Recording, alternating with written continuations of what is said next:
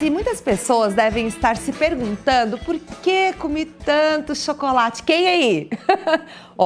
Não vai me enganar. Outras podem estar sentindo os efeitos do exagero no consumo dos doces. Náuseas, vômito, dor de cabeça, enxaqueca podem ser sintomas de uma overdose de chocolate. Eu recebo no estúdio a nutricionista Isabelle Zanata. Boa tarde, seja bem-vinda a Ver Mais. Boa tarde, muito obrigada, boa tarde a todos, né? E aí, comeu bastante chocolate ontem? Não. Foi bem tranquilo, bem tranquilo. Quais são os principais sintomas? Eu acabei citando um pouquinho ali no começo da nossa entrevista, mas pela intoxicação por chocolate.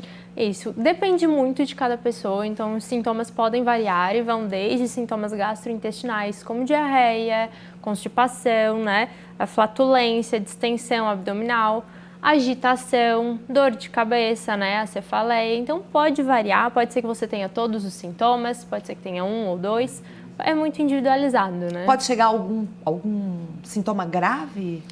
Depende daí da quantidade, né? De como o teu corpo reage. Então, tendo diarreia já é um quadro bem importante que a gente precisa avaliar.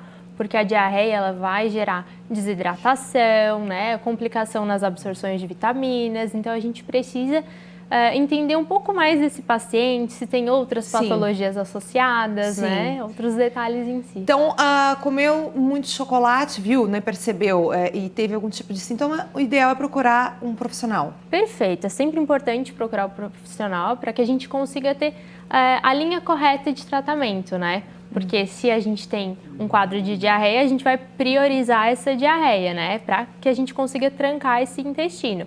Agora, se você tem os outros sintomas, a gente consegue, de maneira mais tranquila, mais fácil, controlar esses sintomas, né? Por que isso ocorre, Nutri? Isso é comum porque hoje em dia a gente está acostumado a consumir os chocolates com muita adição de açúcar e gordura, é vegetal. Então, esse consumo de gordura e açúcar vai fazer com que o nosso corpo reaja, ele vai responder, né? O nosso corpo não está acostumado, não é algo que a gente deveria ter em nossa rotina, então ele vai responder a esse consumo exagerado, né? E tem as pessoas, né, principalmente que eu acho que criança, né, acaba se encantando com cestas maravilhosas e vai comendo, vai comendo. Nesse caso, assim, tá, para procurar auxílio médico, né, mas assim, a pessoa começou a perceber isso, o que ela deve fazer? Tem algum tipo de, por exemplo, receitinha em casa, caseira, como tomar água, chazinho, que ela poderia estar fazendo? Certo. Então, como eu comentei anteriormente, se a gente vê que existe a presença do quadro de diarreia, é importante a gente cuidar bem da hidratação, utilizar mais de água de coco, né? Essas bebidas energéticas para controlar os minerais que a gente acaba perdendo na diarreia, que é normal. É importante a gente parar com o consumo de alimentos integrais, pelo menos ali nos inícios dos dias com esses sintomas. Quais seriam eles? Então, dá uma restringida nos pães integrais, nas sementes, né? Nas frutas, nas verduras também é importante a gente dar uma segurada. Agora, se não tem esse quadro de diarreia, apenas tem os outros desconfortos, dor de cabeça, ansiedade, distensão abdominal, pode consumir frutinha, verdura, é bem importante, a gente precisa voltar a uma alimentação adequada. Então, tu vai consumir fruta, verdura, vai cuidar bem da hidratação também, consumir alimentos com não tanta gordura, então preferir sempre os mais assados, grelhados, os integrais, né?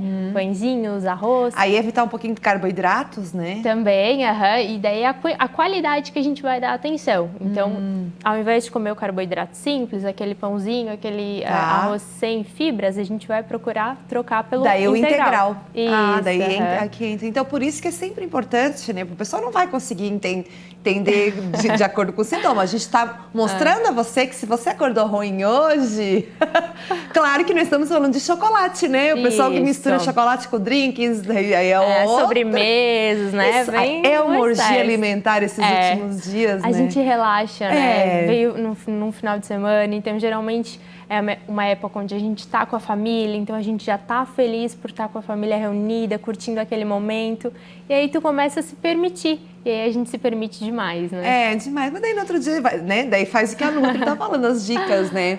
Eu acho interessante, né? Porque nós estamos falando da questão de comer chocolate ali, a questão criança, né? Isso. Como é que os pais devem olhar? Porque às vezes pode estar confundindo com virose. A gente sabe que tem muitas crianças com virose. Até eu estou designando, não sei se isso é algo que o pessoal da saúde está falando, mas um surto de virose, muitas crianças. Sim, Como é que diferencia daí?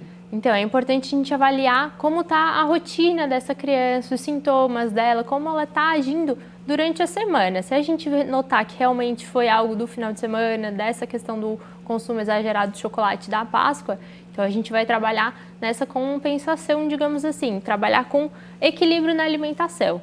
Então, poxa, a gente liberou demais essa criança o consumo de chocolate, então a gente tem que restringir agora durante a semana. Permite, deixa a criança consumir um chocolatinho, né?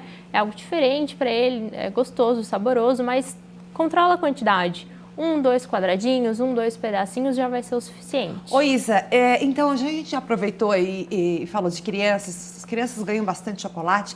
Tem como a gente congelar? Tem como a gente armazenar e deixar mais lá pra frente, pra até escalonar e esconder também? Como é que a gente esconde na cozinha, se o filho não achar? Então, depende muito do tipo de chocolate. Se for esses ovos de colher, de corte que a gente está acostumado, eles têm uma validade um pouco menor. Então é importante deixar mesmo na geladeira para manter um pouco mais a qualidade nutricional dele, né, higiênico-sanitária. Ou então tu pode congelar, que daí ela vai durar um pouco mais, ali uns 2, 3 meses congeladinho.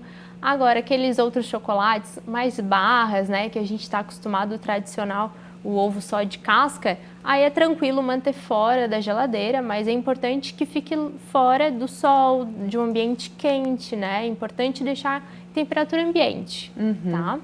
Tá. E para finalizar, então, Isa, eu gostaria de saber, assim, como diferenciar também se uma pessoa acabou desenvolvendo uma alergia ao chocolate. Não um sintoma de uma intoxicação, mas uma alergia. Aí ela vai notar com o consumo durante vários dias, né? Tá. A gente precisa avaliar os sintomas não só momentâneo. Por exemplo, agora que a gente veio Páscoa, né? Exagerou um pouquinho, teu corpo vai sentir. Mas aí tu dá um tempinho, dá uma semana, 2, come um pedacinho de novo. Se tu vê que surgiu algum sintoma novamente, pode ser irritação na pele também, aí é importante procurar um profissional.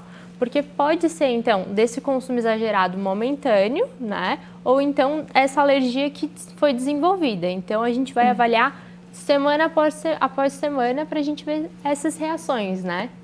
Tá certo, Isa. Para finalizar, como evitar não comer chocolate? Cuidar.